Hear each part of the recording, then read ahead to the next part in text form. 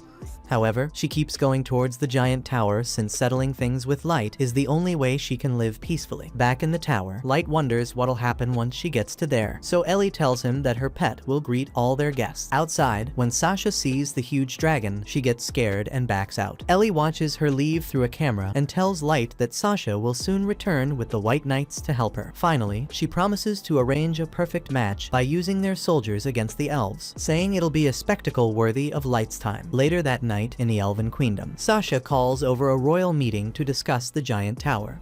She explains to all the elf nobles that many giant monsters are prowling around the tower, which has caused the other monsters to spread out to the forest's outer area. Then, she also reveals that the tower itself is guarded by a fearsome dragon, which shocks them all.